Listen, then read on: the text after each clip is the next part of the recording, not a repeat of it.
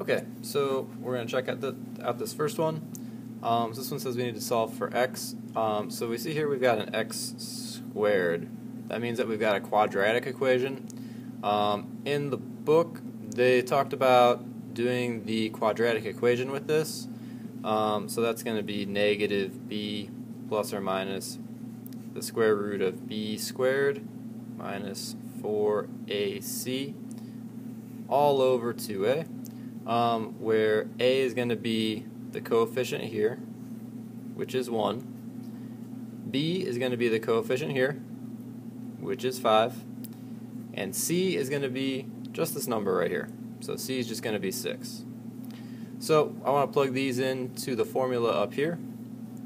So that's going to give me negative 5 plus or minus the square root of 5 squared minus 4. A is 1. And C is 6. All over 2 times 1, so 2a.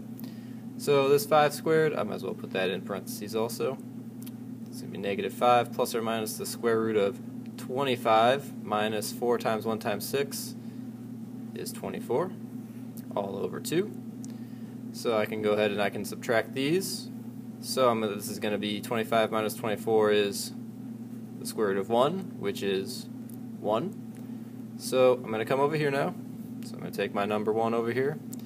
Negative 5 plus or minus 1 over 2. A negative 5 plus 1 is negative 4. Over 2 is negative 2. And my other choice is negative 5 minus 1 is negative 6 over 2, which is going to be negative 3. So my two answers are negative 2 and negative 3.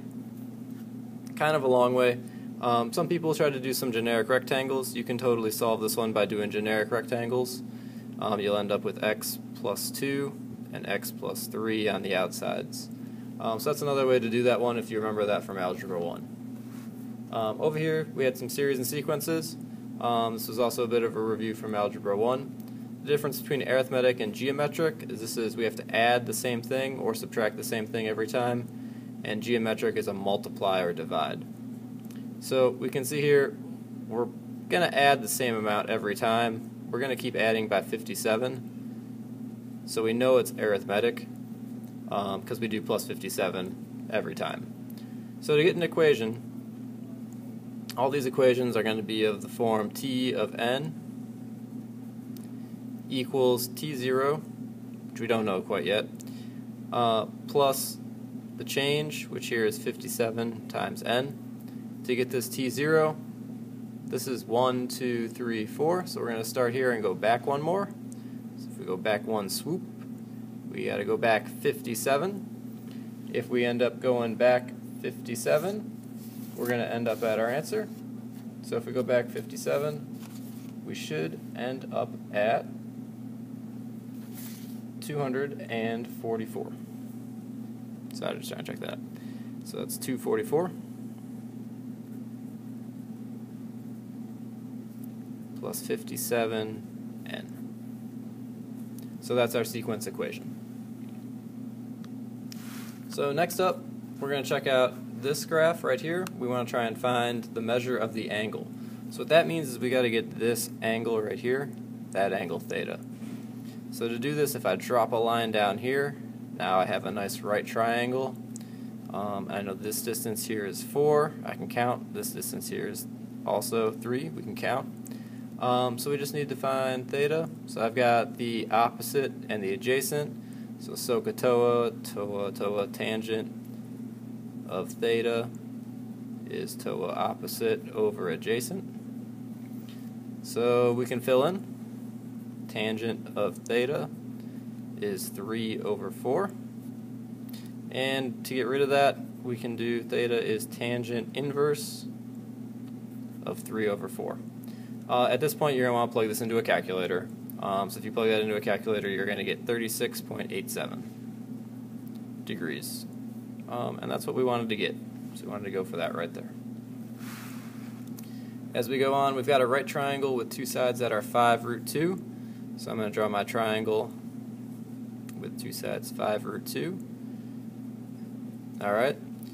It's a right triangle, so I'll draw in my right angle. What is the length of the third side? Well, this, whenever you have two sides that are the same, so this is how I know, I automatically have a 45, 45, 90 triangle, and you can use the law of sines to prove that if you want. But for my 45, 45, 90 triangle, this side is always going to be my side times the square root of 2. So I want to get 5 square root of 2 times square root of 2. But square root of 2 times square root of 2 is just 2, so I end up at 10. To get the perimeter, I'll add them up. I'm going to say that's 10, and I've got 5 square root of 2, and another 5 square root of 2, because that's my three sides, 10, 5 root 2, 5 root 2. And I'm going to simplify that and keep it in radical form. So that's going to be 10 plus 10 square root of 2. So 5 coins plus 5 coins is 10 coins. 10 plus 10 root 2. To get the area, I've got to use the formula area is 1/2 base times height. So I've got my 1/2. My base is 5 root 2. My height is 5 root 2. So I'm going to multiply 5 root 2 times 5 root 2 is 2 times 5 times another 5. So I can go ahead and cancel these out, and I'll get 25 to be my area. So that's the area of my triangle. Alright, for question 5, what we want to do is we want to draw a picture. So I'm going to draw Captain Barbarossa down here. He's going to be right there. And he is 6 feet tall, at least to his eyes. So what he's going to use is he's going to use his clinometer to come all the way up here and measure this angle. And we're going to get a 40-degree angle right there. And we're going to find out all the way up here. We know that this distance is 30 feet. This is the top of the flag. So what we need to do is find out the height of the flag. So this part is not too bad. We can call it that 6, because that's going to be the same as that over there. But to get this part of the height, we're going to have to use some trig. So let's see, I got to remember, I did SOHCAHTOA. SOHCAHTOA is up here. So tangent was opposite over adjacent. Well, I need the opposite, so I'm going to use tangent. So I'm going to call this x, and I'm going to say tangent of 40 degrees is equal to x over 30. So that means that I got to do cross multiply. I'll get 30 tangent of 40 is equal to x, and that's another something that you're going to want to plug into the calculator. We're going to end up at 25.17 equals x. Now remember, we're not quite done because we still have this extra 6, so then we got to do 25.17 plus 6, and we're going to end up at 31.17.